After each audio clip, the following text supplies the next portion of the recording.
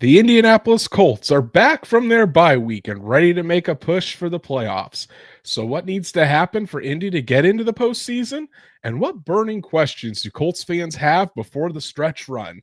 Let's talk about it. Welcome to the Horseshoe Huddle Podcast presented by Indianapolis Colts on SI.com. My name is Andrew Moore, and as always, I'm joined here by my co-host of the Horseshoe Huddle Podcast, Drake Wally. Drake, Colts are back from their bye week. We're back from a semi-bye week. Boy, did I need it. Came down with COVID shortly after I last talked to you guys last week. Wasn't fun last week, but hey, we're back. We're ready to talk Colts football. Drake, I hope you had a fantastic bye week. And really, the playoff chances didn't change much for the Colts after week 14. Really, there was only one game that impacted things, and that was the Dolphins that did beat the Jets. But tonight, what we're going to do is I think it's going to be interesting to see is going through this playoff scenarios and really dialing in what the Colts absolutely must do in order to get to the postseason. Because honestly, while everything is still in front of them, the Colts are going to need some help if they want to get to the playoffs. Yeah, and it's they would love to finish with a 5-game stretch. Obviously, they'd love to build off of the win against New England, then the bye week, then go in and win away at Mile High. But the thing is, there's a lot of trap games ahead. There's obviously the game against Denver is going to be the hardest one on paper. But we're going to kind of dive into how each scenario would play out, and if they win out, if they don't win out, if they lose 3, win 2. I mean, there's a lot of different ways this can play out, and we're going to hopefully provide some clarity on an otherwise mathematical insane situation. Yeah, so because obviously, if the Colts win out, they're probably in the playoffs. But Denver right now has a 2-game lead over the Indianapolis Colts. The Colts are 6-7. The Broncos are 8-5. The Dolphins are sitting there at 6-7 as well with the Colts. Now, the Colts do have the tiebreaker over the Miami Dolphins, courtesy of that win over the Dolphins when Tua was hurt. The Colts were able to beat the Dolphins in Lucas Oil Stadium. It was actually right before the benching of Anthony Richardson took place. So luckily, that if the Colts do what they're supposed to do, then they really won't have to worry too much about this Miami Dolphins team. Really, it's all forward, and it starts this weekend against the Denver Broncos. Truitt getting us started off hot with the super sticker. Truitt, thank you so much for all of your support. As always, we really, really do appreciate it. And Truitt says, let me be as succinctly as possible about this. Yes, about yesterday. Bye. Truitt, you're full of jokes. It's good to see you, brother. Thank you again for all the support. Stats Matt says, what's up? Was a nice weekend to not have an anxiety-filled game. I feel like a lot of Colts fans are feeling that as well on this Monday. Good to see you, Stats Matt. We've got Steve in the chat. We've got Sean Contright in the chat. Paul Wilson's got a bad cold himself. Well, I hope you get better because it's not fun. Not fun at all. We've got Bruce. We've got Toby. And Paul Wilson also adds, we didn't lose. So, yeah, the Colts did not lose yesterday. So, I think Colts fans can at least be happy about that. So, guys, before we dive into all these playoff scenarios, please be sure to go follow us on all of our socials, like Horseshoe Huddle on Facebook, follow at Colts_SI on X, and then make sure you're subscribed to the Horseshoe Huddle YouTube channel. Make sure you hit that bell, turn those notifications on so you know when Drake and I go live. Since it's the holiday season, schedules can be kind of wonky. Make sure you have those notifications on so you never miss an episode. And then wherever you listen to podcasts, be sure to subscribe, give us a 5-star review so we can reach other Colts fans just like you. And then, guys, tonight, after we're done talking about the Colts playoff scenarios, we're going to open it up to a Q&A. All questions welcome, whether it's about the Colts now, whether it's about the Colts in the future, whether it's about the draft, anything Colts related. Make sure to throw your questions in the chat. We'll answer as many of them as possible, go through them all. And that doesn't have to be right when we do the segment. If you have your question now, you don't want to forget it, throw it in the chat. We'll make sure to go through all of them. First come, first serve, and try to have a lot of fun with tonight's episode before we really dive into Colts Broncos talk on Thursday night, get you all set for that game. But Drake, before we do that, before we take our fan questions, we got to look at the playoff chances. And to do that, we're going to use a pretty cool tool by The Athletic, by the New York Times, that shows all of the different scenarios and the current playoff chances for the Indianapolis Colts. So let me bring that up on the screen here for you guys. So as you can see, how the Indianapolis Colts can make the playoffs is if you haven't seen this yet, if you go to NewYorkTimes.com/interactive/2024, you should be able to get to it, talking about the different playoff odds. But currently, Drake, as things sit right now, the Colts have a 28% chance to make the playoffs. So you see that number right there, and you immediately think, man, that's not great. Definitely not probable, but the Colts can make the playoffs. But as you can see, once we fill in certain games, that chance it can be affected pretty greatly depending on the outcome of that specific game. Yeah, and obviously, like we said earlier, the best scenario would be to win out, because I think that you and I were discussing it in brief. I mean, that's damn near 100%, that you're in the playoffs if you can somehow win out. But it's more than likely not the case where they rip off 5 in a row to finish the season. That's probably the reality. So that's why a calculator like this is so interesting and also pretty awesome, because now you can really see the weight of each matchup. And in some cases, divisional matchups might not hold the weight of others. So. Exactly. Now, if we look, say the Colts win out, obviously that's what all Colts fans want. And if the Colts do win out, as we can see, we're selecting that the Colts win each one of these. It's pretty likely the Colts make the playoffs. So that's where we say it's all in front of the Colts. If they take care of business, they right now control their own destiny. 99% chance to make the playoffs if they win out. Now, obviously, they will have to have some other things happen. The Broncos would have to lose at least one more game in order for that to happen. But if the Colts win out, there's a 99% chance to make the playoffs. Now, Drake, look what happens if the Colts lose this weekend against the Broncos. That goes from 99% chance all the way down to 23% chance to make the playoffs, even if they do beat the Titans, the Giants, and the Jaguars in the final 3 weeks of the season. So to say that Sunday's game against the Broncos is a must-win scenario for the Colts, I think that's exactly what it is. It's a must-win, because without this win against the Broncos on Sunday, it's almost an insurmountable lead that the Colts would have to recover or have to gain back against the Broncos if they want to make the playoffs. And that's why we, have talked about how this game is such a big one, not just because of the playoff implications, but because you're on the road, you're going to a really, really hard place to win. The climate's kind of crazy for visiting teams that aren't used to it. And then you're also talking about it's just a hell of a test for Anthony Richardson. It's a good defense that makes things happen, and a rookie quarterback like Bo Nix that's, actually for a rookie quarterback playing pretty well and doing well with Sean Payton as the play caller. So I think that this is going to be an interesting matchup. It's going to be an awesome battle yet again. You just saw Drake May versus AR. Well, now you get to see Bo Nix versus AR. It's pretty cool to see how they battle the young quarterbacks. But wow, what crazy swing. What a crazy swing. I think that's like a 76%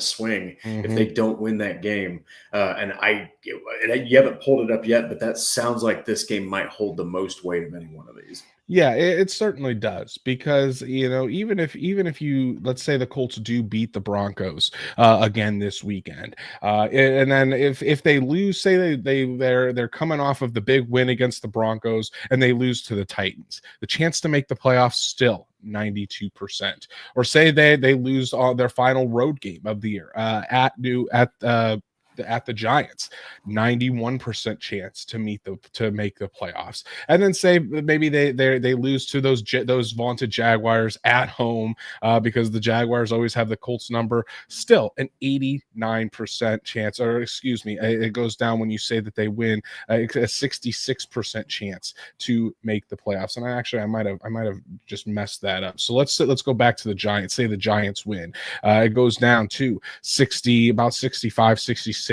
chance if the Giants win. If they lose to the Titans, and then it would be about a 61% chance. So again, you can see any loss for the Colts, Drake, coming up has a major impact on how they are going to potentially potentially shake out in this whole thing. So, but again, it kind of gets back to the situation here where if the Colts win out, 99% chance to make the playoffs. Now, let's take it a step further here. Let's take away. Let's say that let's say that the Colts do lose to the Denver Broncos here, because they are going to be they are going to be underdogs. That's the word, underdogs in this matchup against the Denver Broncos. But in the rest of the games, the Colts will be favored. Well, let's take a look here at what happens if we go into week 16 and we look at the Broncos schedule. The Broncos have a game against the Chargers at LA. The Chargers likely going to be favored in that one, and I think I would end up taking the Chargers. So let's have the Chargers win that game. It actually decreases the Colts' chances of making the playoffs a little bit if the Chargers win that game. But then if we go to week 17 and look here, say Joe Burrow and then get it going, and the Colts beat the Bengals, or the Broncos lose to the Bengals. Still only a 25% chance. Let's go to week 18 against the Chiefs, where they could be resting their starters, and then if the Chiefs win, then still the chance to make the playoffs for the Colts still only 39% if all of that happens. So really, that's just showing you, even if the Broncos lose out and the Colts win out, still the chances of making making the postseason are not good for this Indianapolis Colts team. Yeah, you pretty much have to look at the rest of the season like must win. Like, you need to secure it. If you want it absolutely secured, then you have to win the rest of these games, because even 66%, I think, was the next best probability, and that's still like a 33% drop off. And all the scenarios you just played out, that's insanity. I mean, you're hoping then for the Broncos to win against the Chargers so that your playoff hopes in some cases stay a little bit higher than if they were to lose. I mean, there's a lot of different ways this can play out. And I also must say that this is an absolutely insane tool. You talk about a tool that will help you navigate the playoff chances in every way, shape, and form. I mean, Andrew was able to even pick into the Broncos' schedule going all the way into week 18. So I think that all this spells out, though, for the Colts is very simple. As complex and awesome as this whole thing is that we're using, it's very simple. You got to try to win out. Yeah, exactly. Yeah. So if you have the Broncos here, and say if the Broncos again, we'll have the Broncos beat the Colts, and then let's say that the Broncos do end up losing the rest of their games. They'll lose at the Chargers, then they lose. Where was the next one? They lose at the Bengals, and then they lose at the Chiefs. Let's then look at the Dolphins here and see what happens there, because the Dolphins also are playing a role in this, especially if the Dolphins win out. So next week the Dolphins play at the Texans. Say the Dolphins somehow get a win, and that ends up taking over the Texans. That actually boosts the Colts' playoff chances, because it gets them closer to the Texans in the divisional race. Or it keeps, I should say, it keeps them the same distance away, right, Drake? Because if the Colts are losing to the Broncos this week and the Dolphins beat the Texans, then the Texans go to 8-6, and then the Colts go to 6-8, so they're still 2 games behind. But then let's say if the Dolphins in week 18, they play at the 49ers, and the 49ers, that while they had a really good game against the Chicago Bears yesterday, they still look like a beatable team. So if the Dolphins beat the 49ers, that actually increases the odds that the Colts make the playoffs to 61%, which is pretty crazy to think about. And then, however, if the Dolphins beat the Browns in week 17, then you could see it goes down a little bit. And then finally, if the Dolphins beat the Jets in week 18, it goes to about 19%. So, but even if you take that away, just take one game away at the Jets, Colts make the playoffs. So really the only chance the Dolphins have to leapfrog the Colts and make the playoffs is if the Colts lose on Sunday against the Broncos and the Dolphins have to win out. That's also with the Broncos losing all three of their games after the Colts too. So as you can see, the Dolphins really need a lot of help in order to not only leapfrog the Colts, but to also leapfrog the Broncos in order to get in to the playoffs. Yeah, the scenarios that are that could possibly play out are absolutely crazy. I mean, I know that in past years you've watched where teams are like hoping to goodness that 3 or 4 different scenarios play out. I mean, you go all the way back to when the Colts had Carson Wentz and you thought the whole season was over after the Jags game. Well, really, there were 3 different scenarios that could have played out all the way to a Pittsburgh Steelers field goal was what ended up killing their playoff hopes. So again, winning really does make everything easier here. Okay. And I think that without question, this is the toughest matchup coming up. It's all, and again, it also holds the most weight. I mean, you guys saw it. I think that the playoff hopes drop like over 70% if they lose to the Denver Broncos. So this is a must-win game. It's without question the most important because you're still over 60% in some scenarios if you do drop another one. But I mean, man, that's just so many different ways that Indianapolis could either be on the wrong end of these odds, on a really good end of these odds. But it seems like they have, for the most part, beaten out the Dolphins outside of just absolutely ridiculous circumstances. Yeah, exactly. And really, when you take the Broncos out of it, completely out of the equation, you don't even have to worry about them as far as after week 15 goes. Then again, it really doesn't impact the Colts' chances to make the playoffs. Still 12%. So really, unless the Dolphins win out, and really, if the Colts beat the Dolphins this week, or if the Colts beat the Broncos again this weekend, it won't matter for the Dolphins. So the Dolphins are kind of on their last leg. They need an exorbitant amount of help in order to make the playoffs. But Drake, as we go through all these scenarios again, I'm going to take the Dolphins games off the board, and we'll just look here at the Colts and see exactly what they need to do.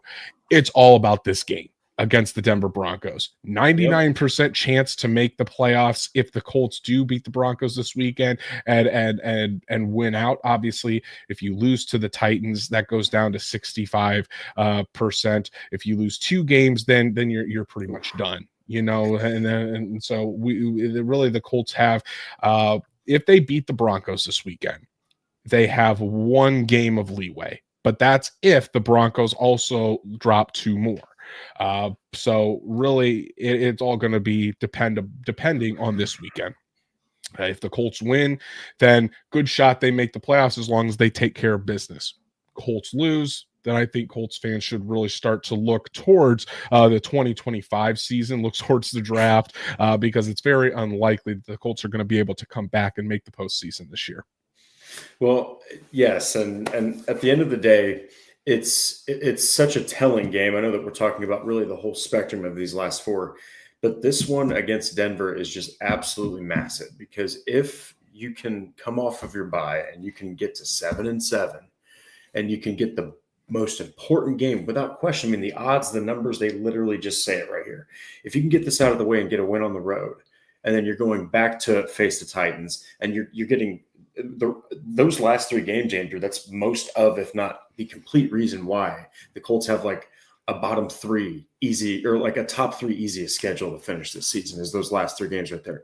So this is the buzzsaw right here. And if Anthony Richardson, Shane Steichen can develop something early on, really overcome that defense and make Bo Nix, continue with some inaccuracy issues that he's had and some completion issues he's had, maybe force a turnover, this game could become a victory. And then you still want to try to win out, of course. But if you do drop a game, it's not, down to 20% probability. You're still within that 65% range if you can finish strong enough. Exactly. It's going to be a playoff atmosphere in that building on Sunday, Drake, against these Denver Broncos, because for the Broncos, this is their opportunity as well to really put a stamp on not only their place in the AFC, but to eliminate their biggest competition in terms of that 7th and final seed in the playoffs. Because again, if the Broncos beat the Colts on Sunday, they will have a 3-game lead over the Colts and the tiebreaker, the head-to-head. They'll basically have a 2-game lead over the at least a 2-game lead over the Miami Dolphins with 3 games remaining. So it's a pretty insurmountable lead if the Broncos win on Sunday. So that's why I think, Shane Steichen spoke to the media this week and said, I spent some time with my family, but I worked most of last week preparing and getting ready for the Denver Broncos. It wasn't really a bye week for the Indianapolis Colts head coach. It was more of, this is a must win for this team. And the Colts aren't going to say it's a must win, but I think they all know that their season rides on a win on Sunday against the Denver Broncos. So it's going to be interesting. We'll break down the game on Thursday like we always do, get you guys all set for that matchup at Empower Field at Mile High. It's going to be a lot of fun to talk about. So guys, now we get to the question and answer portion of our show. We haven't done one of these Q&As in a long time, Drake. I see we've already got a couple in the chat. So if you haven't put in your questions yet, make sure you put in your questions in the chat. Doesn't have to be a super chat. I mean, if you want to give a super chat, Drake and I'll always be sure to shout you out. If you say, we'll do this. If it's a super chat, you'll get bumped to the front of the line. How about that? But we will answer all of your questions in the chat. Did have one question from X here. On the about the Colts going up against the Denver Broncos, Drake, and I thought it was interesting. So let me pull it up here. This one's from Richard Horton, and he said the Colts offense needs to have some great sustained drives. They cannot let the clock get them and wear out the defense in that altitude. That would be an issue. Need some balance on both sides. Now, how are they going to achieve that? And I think that's going to be the $1 million question. Obviously, we'll dive into the matchup a little bit more on Thursday night.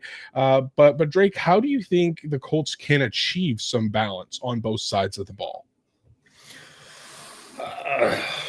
Good question, Richard. I think that first off, you have to alleviate that. You have to alleviate the pressure, right? You're talking about the team that literally is number 1 in the NFL in sacks. You have to get the ball out quickly. You have to just make sure that passing game gets into some kind of rhythm. But it's still, I know that Anthony Richardson and Zaire Franklin had mentioned this on his podcast. They feel like he's the best player on the team. Here's the thing, though. The offense still is so heavily predicated on the ground attack that you also, while getting that ball out quick and getting Richardson comfortable for those deep shots later, you have to get Taylor going and get that offensive line lathered up and get them into a rhythm so that they're able to generate those bigger plays. So it's all about Jonathan Taylor, and it's all about getting Anthony Richardson that ball out quickly. I know that he's really good at avoiding sacks, but if you can get that ball out fast, get his completion percentage up, get some rhythm going, it's just going to make everything else a lot smoother down the road. Yeah, I agree there, and I do think that they can have a balanced attack against the Broncos. I mean, yes, the Broncos have some playmakers on both sides of the football. There's no denying that. However, when you do look at this team, it's not like the Broncos are unbeatable at home or they have an impenetrable defense. There's some areas that you can't attack. The Colts are rested. The Broncos are also rested, though. They just had their bye in week 14 as well. But I think this bye week comes at a really good time for the Colts to kind of reset. And I think they're able to really formulate a really nice game plan because they've had Anthony Richardson back for 3 weeks now. You could potentially have Josh Downs back in your lineup. You'll potentially have Ryan Kelly back in your lineup as well. So the Colts could be getting fairly healthy and really have most of their starting offensive line, or really their entire starting offensive line, for the first time in really a long time. I mean, outside of Will Fries, obviously, but I think the biggest thing is you gotta make sure that maybe for the first time all season you play a complete game. we've seen all year, Drake, how the offense has played really well, but then the defense has struggled, or the defense has actually played really well, then the offense struggles. It just seems like they can never find a game or have a game where both sides are clicking. And I think that's what it's going to take on Sunday. Now, it doesn't have to be perfect. I don't think they need to go out there and have flawless football, if that's even a thing. But I do think you can't have the defense giving up 450 yards, 200 yards on the ground. You can't have a performance from the offense that only musters 6-10 points. Okay, you really need both sides clicking, and you really need both sides executing at the way that they can, so that way you don't leave things to chance. You don't have to rely on the back of Anthony Richardson making another clutch 80-85 yard drive with 4 minutes remaining in the fourth quarter in order to sneak one out again, which the Colts have had to do now 2 out of the last 3 games. Really, the last 2 wins for the Colts have been on the back of Anthony Richardson, on those final drives. So in order to achieve that balance, I just think it comes down to execution. Really, it does. I don't think it comes down to scheme, because even if the Colts do have the perfect call, the perfect play called up, or the perfect defense, those players still have to execute.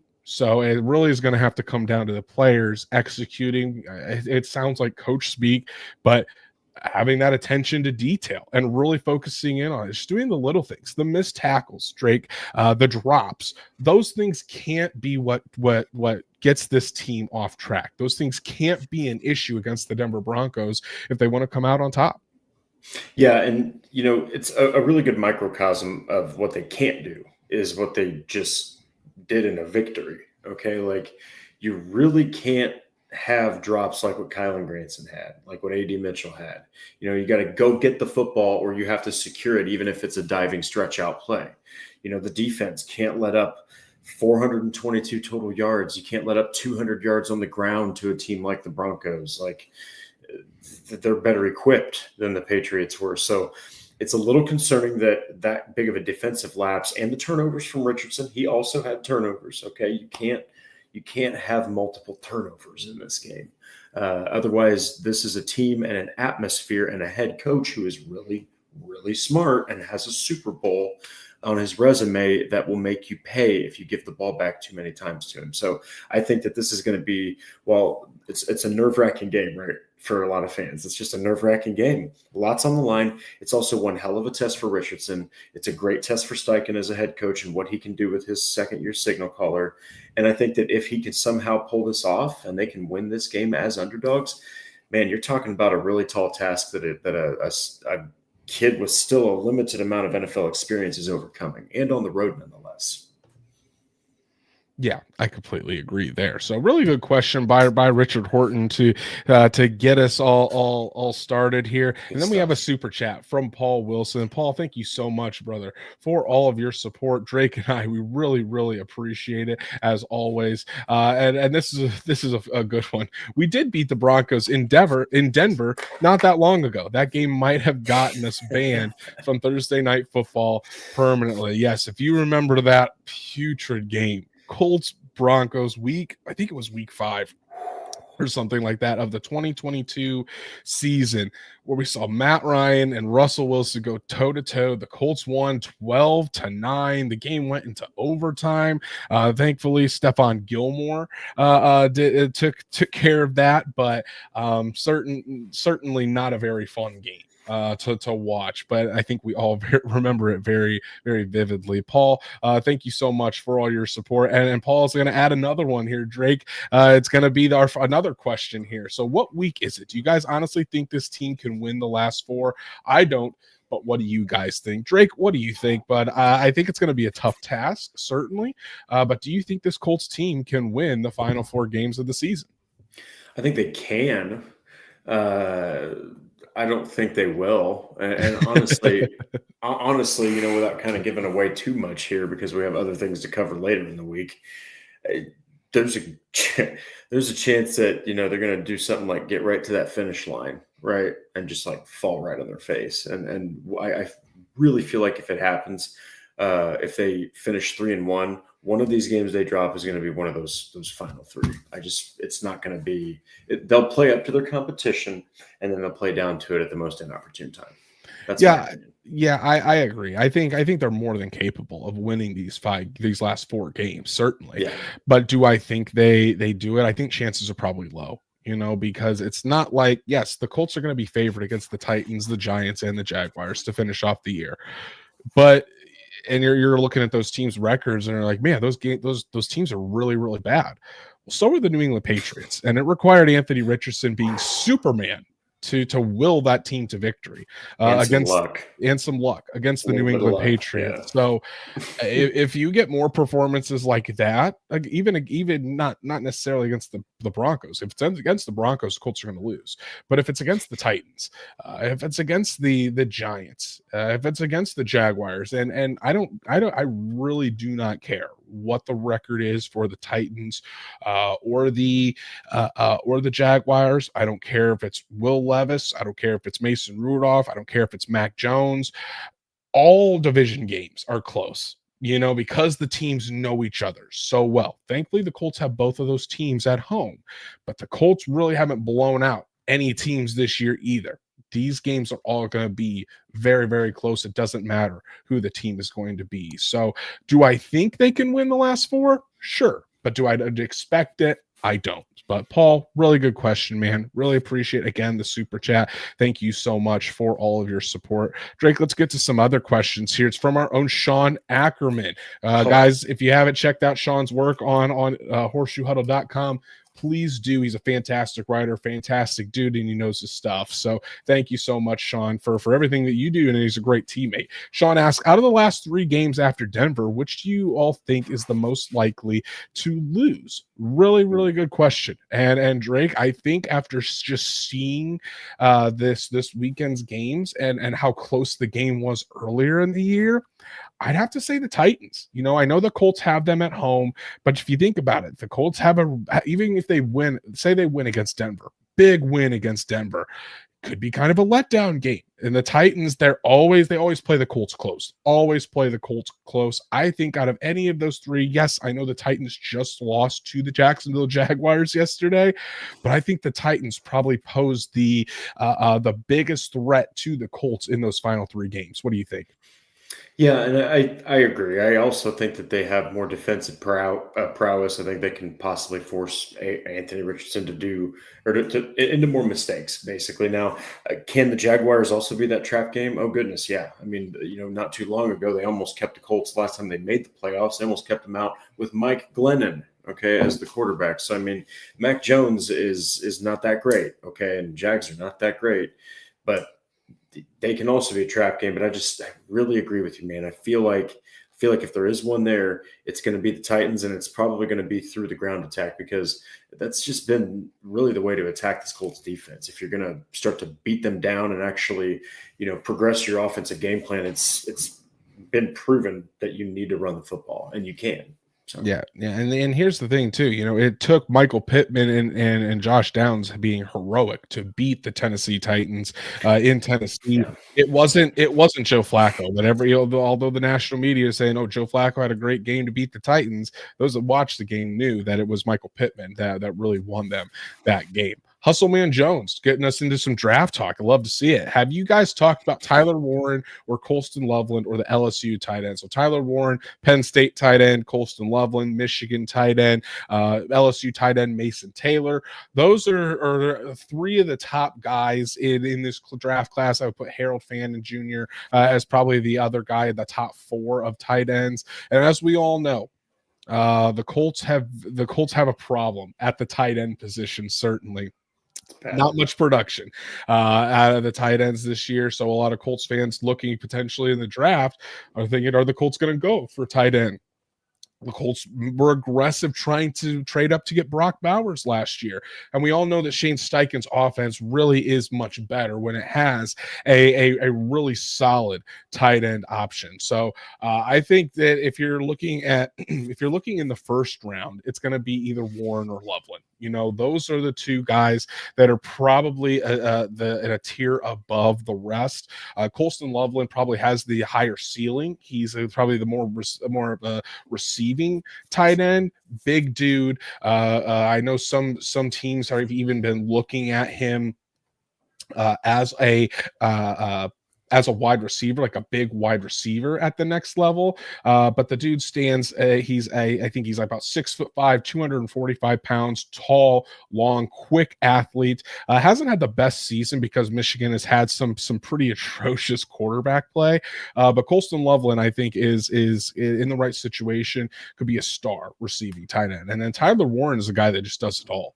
Tyler Warren's 6'6", 250, 260 pounds, really solid blocker. I think he could still improve on that a little bit. Colston Loveland, not even near as good of a blocker as Tyler Warren, but Tyler Warren has been pretty much the entire offense for the Penn State Nittany Lions, and we saw what he was able to do against the Oregon Ducks on Sunday night. If you've watched him all season, you've seen him make a lot of plays. But Drake, if the Colts go round one with a tight end, it's probably going to be either Loveland or Warren. Long way to go to decide who that's going to be. But if you're looking for more of that receiving threat, you're probably looking at Loveland. If you're looking for more of an all-around guy, then you're probably going with Tyler Warren. Yeah, and look, at the end of the day, I think that given what's happened with the tight end position, especially this season, I think that you have to think at least about investing a first-round pick on a tight end, especially seeing what Brock Bowers has been able to do. Not saying that you're going to get exactly that type of player, but, I mean, a guy like Tyler Warren, the last time you had a guy that size that could block, a guy that could become a threat still in your receiving game was Jack Doyle. That's literally what you had. You had a 6'6" guy who was about 250, 260 pounds, could block like hell, almost like another tackle on the field. And then he could also make things happen in the receiving game, catch 50, 60, 70 passes sometimes. I remember that Jacoby Brissett season, the first one, when Luck was hurt the whole year. Jack Doyle was literally the entire offense, for Jacoby Brissett. So, I mean, it is so paramount that the Colts nail the tight end position. There is still a shred of hope because Jelani Woods is not done until 2026. His contract isn't up till 2026. But my goodness, man, if there's ever a time where Jelani Woods needs to get healthy and make something happen so the Colts don't give up on him, this is it, because I think you have what you have with Mo Alley-Cox. I think Kylan Granson has somehow, someway fallen off the face of the map. And then I think that Drew Ogletree is pretty much just a blocking tight end. So got to have something at tight end, man. Yeah, and Mo Alley-Cox, Kylan Granson, both free agents at the end of this season. I'd honestly be shocked if Kylan Granson is back in a Colts uniform. I really do. It's kind of interesting to look at the NFL comps for these guys, because for Colston Loveland, to me, and I've been going back and forth on a lot of these guys because I feel like you could really place a specific comp with a lot of these guys. To me, Tyler Warren really reminds me of like a Tucker Kraft or of a Tyler Eifert, that type of kind of more do-it-all tight end, which I think would be really, really good. Maybe even a little bit of shades. We're not going to put him in this category, but some shades of Dallas Goedert. Dallas Goedert was really, really good in Shane Steichen's offense for those 2 seasons.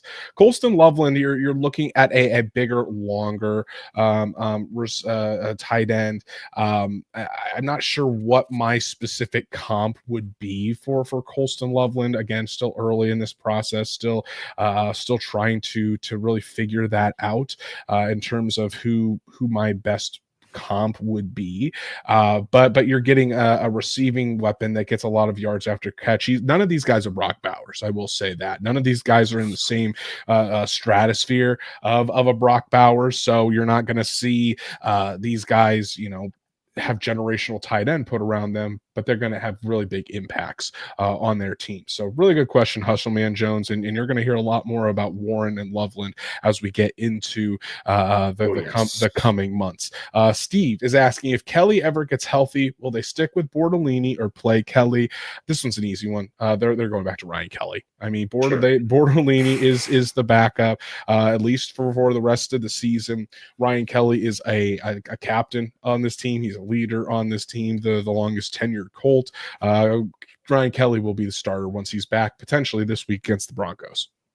Yeah, and Bortolini, I do think that you can look at him to a degree as the future of the position. Okay, I'm not saying they're not going to retain Ryan Kelly, but right now, given that the playoffs are still you have a clear path to the playoffs. It's difficult, but you have a clear path to the playoffs. And right now, I think that given that situation, Ryan Kelly is going to probably be the guy you want to turn to. He's got the experience. He's the captain of the team, one of the captains, I guess I should say. But, he's probably also, even though Bortolini has shown promise, he's probably going to give you the best chance to win. Yeah, exactly. Shout out to Hustle Man Jones. Thank you so much for your first ever super chat, brother. We really, really appreciate it. And he said just wanted to support the channel. Well, man, we appreciate the hell out of you. Thank you for your first super chat. Love to see it. Thank you. It's with us here at Horseshoe Huddle. And we love having you comment on the show. You definitely help bring some atmosphere into our little community we have here. So thank you so much for the support. Sean Contright, another question. This one's a good one. Is Taylor dealing with an injury issue? Noticed in his film he doesn't look like himself, or was it just poor offensive line play? Now, Drake, there hasn't been anything that pops up on the injury report. I don't think that he's obviously 100%. I don't think anybody's 100% at this point in the season. I think they're just monitoring the ankle. I haven't noticed anything as far as his cuts, like he's laboring a little bit. I don't think that ankle is necessarily feeling great, but it's not enough for him to show up ever on the injury report. So if that's the case, the Colts aren't treating it as being hurt. He might need to get it retaped towards the end of some games, because it probably is, bothering him a little bit, but I don't think it's having an impact in anything performance related with Taylor. I just think a lot of teams are really keying in on him, and the offensive line, let's face it, hasn't been, playing at their best level. It was over the past few weeks before the bye. Certainly it was a step up against the New England Patriots, and I think Jonathan Taylor even had close to 100 yards that game, if I remember correctly. But so I think it's a little bit more, it's more of a poor offensive line play than Jonathan Taylor being hurt. I really don't see an issue there. Yeah, since you kind of covered the offensive line, you also have to think about the defensive game plan for most teams right now. It's stop Richardson from running, stop Taylor from running, mostly stop Taylor from running, because then you can focus just on Richardson, and the offensive line being, kind of shaky at best at times, you can really have some screwed up games, especially like he did against, I think, both the Lions and the Jets had some really rough performances. But it looks like he's back on track to an extent. So you just hope that Richardson can, again, when they do have to start to go more to the passing attack, he can hit some of those throws, get the ball out quickly. The pressure is alleviated, continues to avoid sacks, and that's going to open up more for Taylor, I think.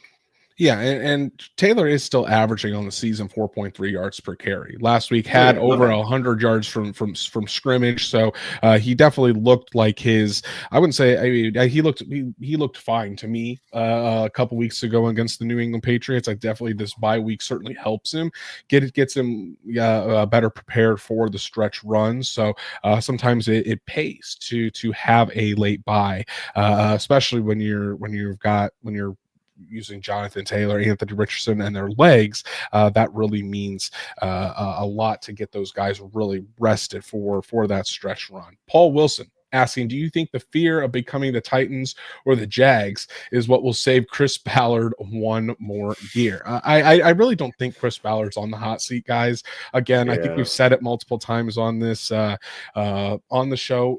Chris Ballard's tied to Shane Steichen and Anthony Richardson. He really is. If the Colts were going to fire Chris Ballard, they would have fired him after the 2022 season. As long as they're still doing this experiment with Anthony Richardson, Chris Ballard and Shane Steichen are going to be the GM and the head coach of the Indianapolis Colts. And until they deem that Anthony's not the guy, then I think that's when it's time to pretty much clean house. So until that happens, I think Chris Ballard's job is safe.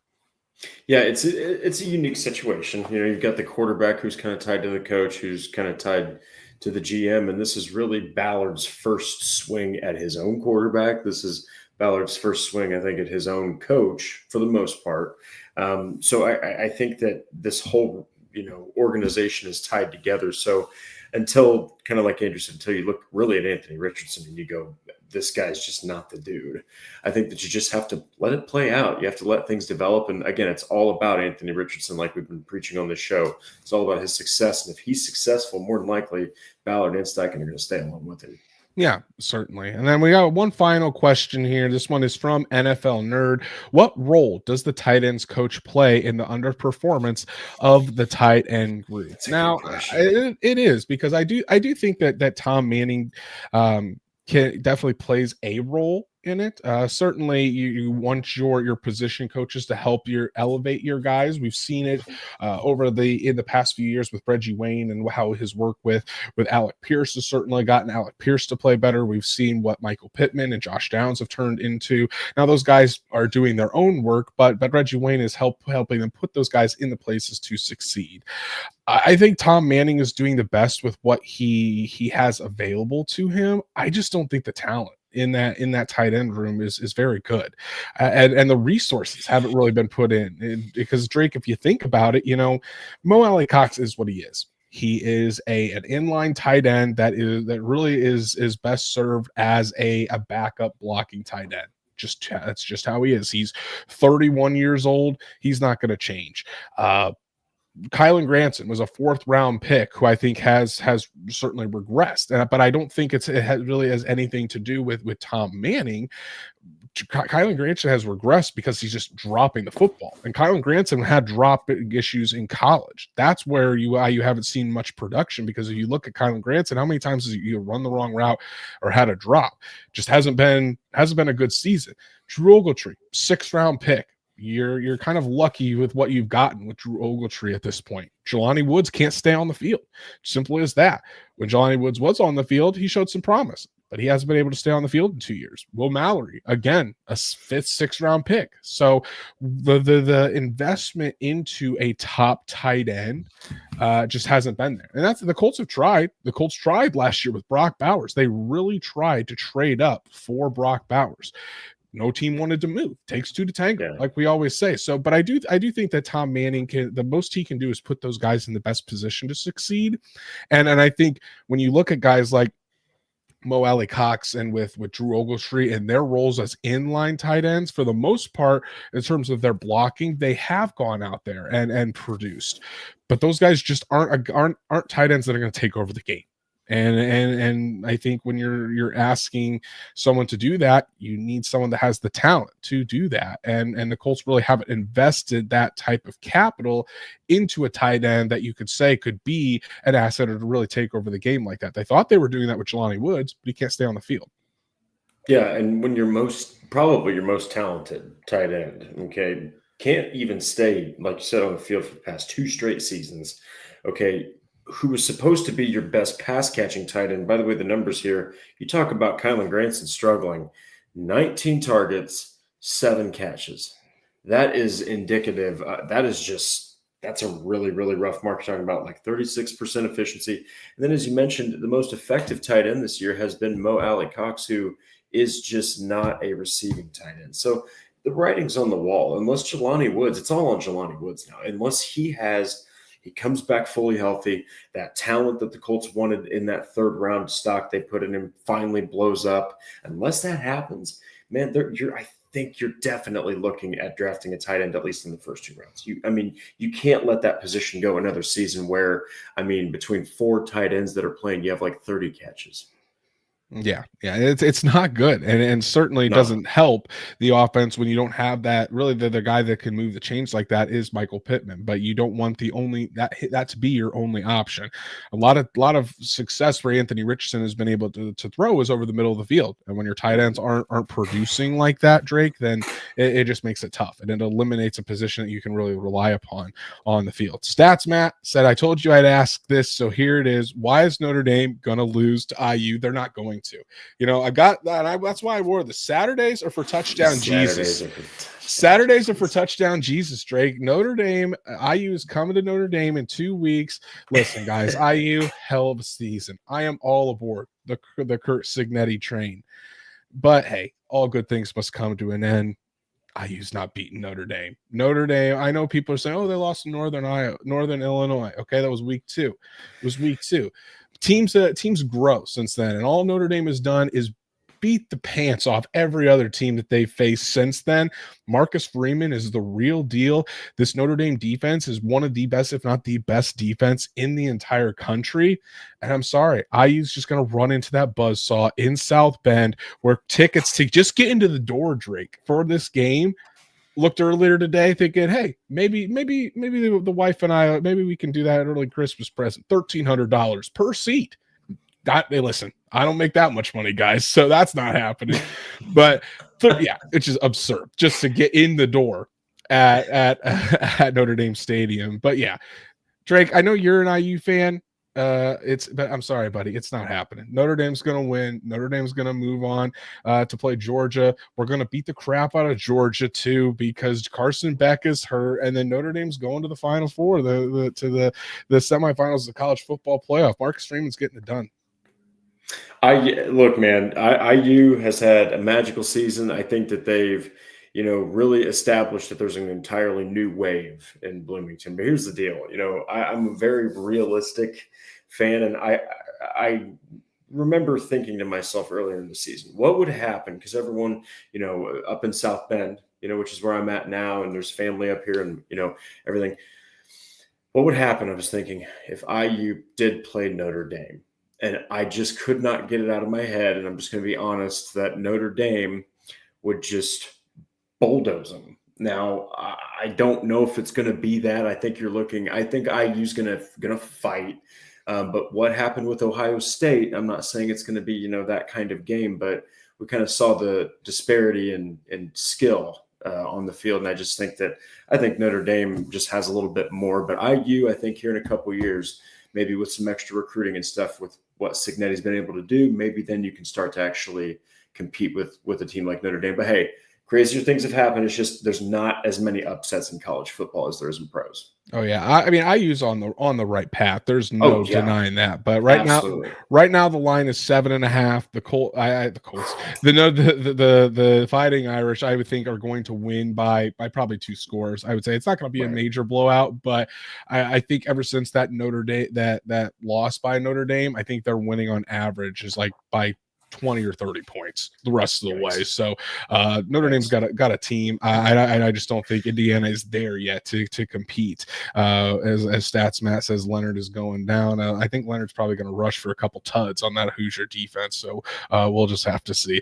Last question here before we kind of wrap up the show. Hustle Man Jones says, does Jelani Woods make the roster this coming season? Drake, what do you think? Ooh. Do you think Jelani Woods is in a contract year? Will be next year? It's crazy to think, because he's hardly played in any games. But do you think Jelani Woods ends up making the Colts roster next season?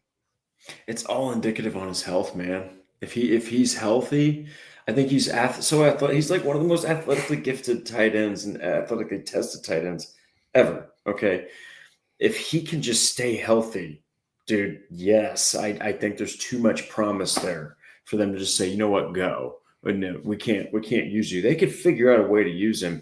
It's just a matter of if he can stay healthy. And if that's the case, I'm sure he makes the roster. But man, I just don't know. What is he going to look like after 2 seasons worth of injuries that kept him out without playing at all? At this point, you almost forget what he plays like, because you have to go all the way back to that reckless 2022 season where he was one of the few bright spots on a crappy offense. Yeah, I don't see Jelani Woods not making the roster next season. Sure. He's going to be in the last year of his contract. The Colts are going to give him every opportunity to try to put something together. Again, I don't see them keeping Kylan Granson.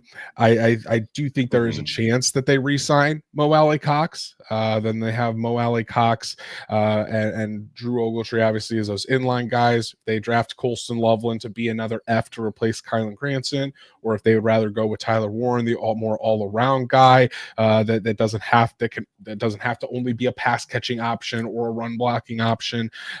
But it probably comes down to Jelani Woods or Will Mallory. And again, you could probably sneak Will Mallory onto the practice squad. And because Jelani Woods just does have still that much potential, I think Woods will be on the 53-man roster next season. One more super chat. NFL Nerd, win or lose in Denver, the season is all about Anthony Richardson's development. Yes, I do agree with that. Anthony Richardson's development. It's how it's always been. On this show, guys, we say it's all about Anthony Richardson. Truly is, Drake. And I think over these last 4 games, you want to see a continuation of what we've seen in the last 3 games since he's come back from the benching, and not only just a continuation of that, you want to see continued improvement off of that in the passing game, in the running game, more consistency in the passing game as well. And I think there's there's going to be opportunities to do that for Anthony Richardson, but just continue that momentum so you can end this season on a high note and give that kid confidence heading into the offseason, so that way he can build upon those performances, not having to kind of start over again at square one. Yeah, and look, great point. First off, great point, NFL Nerd. But the rest of the team needs to marry in performance with Anthony Richardson, because I know that he has all the talent. He's got to work on this. He's got to work on that. He can't catch the pass, down the middle of the field. He can't catch a perfectly dropped football right over the arms, when instead of going up for it, he can't control A.D. Mitchell to go up for it instead of just letting it fall in his arms like that. It's going to take a team performance to get these wins. It's going to take, right there in Denver, starting off the most important game of this whole stretch. It's going to take a team effort. But yes, at the end of the day, it's all on Anthony Richardson, because if he's having a good game, it's more than likely the Colts offense is having a good game. And if he has another performance like he did against the Patriots, where you turn the ball over a couple times, I just can't see Denver losing if you give them too many chances. So I think that Anthony Richardson, while he won, he's going to have to clean up some of those mistakes if they're going to escape Mile High. Yeah, exactly. Thank you so much, NFL Nerd, for all of your support. We really, really do appreciate it. Thank all of you guys for your questions. It was a really fun segment tonight. Yeah. We haven't done one of those, like I said, in a long time, but it's always fun talking with you guys and getting your questions to answer live here on the show. Drake, let's just remind everyone about the Colts injury report here. Shane Steichen did not give any updates on the injuries. So, guys, we're going to be looking at, obviously, Josh Downs and his shoulder injury is the big one. Shane Steichen wouldn't say whether he thought Downs would be back this week, but we all know that if Josh Downs is back, I mean, it just helps this Colts offense tremendously. He has turned into one of those guys where when he's not out there, it's noticeable, and this Colts offense definitely takes a hit when number one isn't in the slot. Yeah, and we've talked about him being this quick win guy. He's really good for easy completions. He's also made plays down the field. He's also one deep. I mean, the guy is turning into a complete receiver, and by all regards this season, he's been Indianapolis's best go-to pass catcher. So. Yeah. Exactly. Ryan Kelly is expected back this week at practice with that elbow injury. He'll be designated to return from IR. And again, if he's good to go, he'll be starting again on Sunday against the Broncos. Tanner Bortolini dealing with that concussion. Hopefully that's over and he will resume his backup center responsibilities. Braden Smith with that personal matter. You hope everything's okay there and he can come back at right tackle. And then Ashton Dulin with that ankle injury is still something to monitor. And Drake, obviously, you really want to, you really want to make sure that you're at your best, and you have all those guys out there performing at their best for such a crucial game against the Denver Broncos. And again, the Colts really needed this bye so that way they can be as healthy as possible going into this stretch run. Yeah, and it's going to be such an exciting game because you're going to get to see Anthony Richardson tested. This is a big game for him, and this really makes or breaks the season for Indianapolis because, as we showed with the calculator earlier, you just cannot afford to lose this game. Your playoff hopes almost go completely down the drain the minute that you lose that game and that quarter hits zero in the fourth. So it's going to be about Anthony Richardson being efficient with the football. The ground game's got to get going. Offensive line has to keep the pressure off of him. He has to keep avoiding sacks, but you also can't have drops. You can't have miscues. Defense can't allow 400-plus yards, 200-plus on the ground. There's a lot of things the Colts need to clean up from that Week 12 victory over the Patriots, or Week 13 victory. Yeah, Yeah, definitely. So we'll get you guys all set for that matchup on Thursday night, probably the biggest game of the season for the Indianapolis Colts. So that's our show, everyone. Really, really appreciate y'all tuning in, going through the different playoff scenarios with us, submitting your questions. I see one more from Hustleman Jones. Where are people submitting questions before the show? Really, there was only one, and it was on Twitter. Because I put out on X saying that we were going to answer some questions. So if you wanted to throw them or comment them under the tweet, then we'd read them on the show.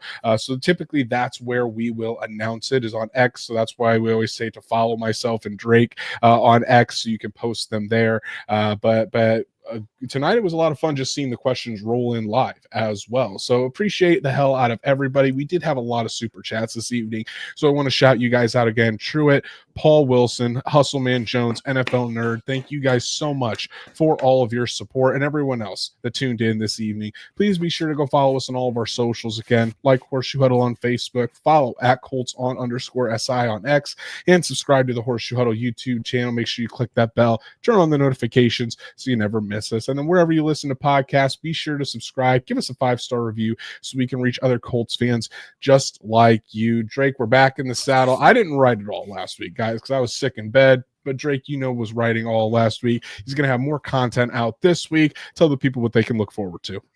Yeah, man. So a whole lot of news has been still getting put out throughout the bye week, and then a whole lot of coverage. So go check out all those pieces from our writers. But I did do one on Tyler Warren and why he has been advised by certain analysts to be drafted by the Colts if they get a chance to get him. But then I've also got 3 Colts rookies who have already shown out with 4 games left in 2024. Yeah, some fun pieces. Definitely check those out. For myself, I do have a piece coming out on Shane Steichen. He really talked in depth about the Denver Broncos today and talking about the challenges that the Colts will be facing this weekend. So make sure you check that out.